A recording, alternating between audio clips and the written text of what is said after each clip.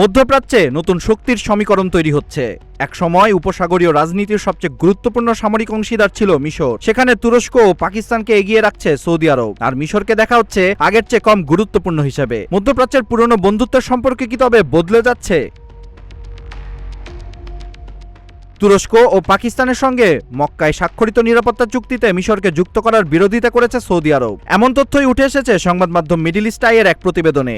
আলোচনার সঙ্গে পরিচিত 3 সৌদি সূত্র এ তথ্য দিয়েছেন। সৌদি রাজতন্ত্রের সাবেক জ্যেষ্ঠ উপদেষ্টা বলেছেন, মিশর এই জোটে যোগ দিক, রিয়াদ এখনই তা চায় না। মক্কা যৌথ প্রতিরক্ষা চুক্তি অনুযায়ী সৌদি আরব, তুরস্ক ও পাকিস্তানের যে কোনো এক দেশের উপর সশস্ত্র হামলা হলে সেটিকে 3 দেশের সবার উপর হামলা হিসেবে ধরা হবে। তবে যৌথ সামরিক সহায়তা কিভাবে কার্যকর হবে তা এখনও স্পষ্ট নয়।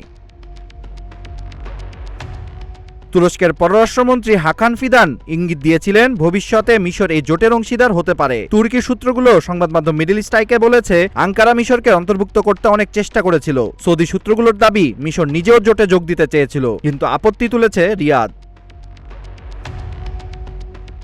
সৌদি সূত্রগুলোর মতে, মিশরের প্রেসিডেন্ট আবদেল ফাত্তাহ আল সিসির সরকারের ওপর সৌদি আরবের অসন্তোষ বাড়ছে। তাদের অভিযোগ, 2013 সালে সিসি ক্ষমতায় আসার পর সৌদি আরব মিশরকে অর্থনৈতিক সহায়তা দিতে প্রায় $25 বিলিয়ন ব্যয় করলেও গুরুত্বপূর্ণ নিরাপত্তা ইস্যুতে কায়রো যথেষ্ট সমর্থন দেয়নি। ইয়েমেনে হুতিদের বিরুদ্ধে যুদ্ধে মিশরের ভূমিকা ছিল সীমিত ও অনির্ভরযোগ্য বলেও দাবি করেছে তারা। প্রতিবেদনে আরও বলা হয়েছে, ইরান যুদ্ধের সময় আবুধাবিতে বিমান প্রতিরক্ষা ব্যবস্থা ও যুদ্ধ বিমান পাঠালেও সৌদি আরবের জন্য তেমন কোনো পদক্ষেপ নেয়নি মিশর। এতে রিয়াদের মধ্যে ধারণা তৈরি হয়েছে যে ফাত্তাহ আল সিসি ক্রমেই সংযুক্ত আরব আমিরাতের দিকে বেশি ঝুঁকছেন। এদিকে সৌদি সূত্রগুলোর মতে, তুরস্ক ও পাকিস্তান সামরিকভাবে জোটে বেশি অবদান রাখতে পারবে। তুরস্কের উন্নত প্রতিরক্ষা শিল্প এবং পাকিস্তানের শক্তিশালী অস্ত্র উৎপাদন সক্ষমতার তুলনায় মিশরের সামরিক শিল্পকে তারা দুর্বল মনে করছে। তবে 3 সূত্রই বলেছে, ভবিষ্যতে মিশরের জন্য দরজা পুরোপুরি বন্ধ নয়, কিন্তু আপাতত সৌদি আরবের অবস্থান স্পষ্ট, কায়রোকে এই জোটের বাইরে রাখা হবে।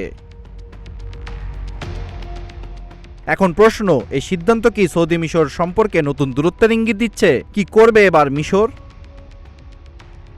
Abid Hasan, green TV digital.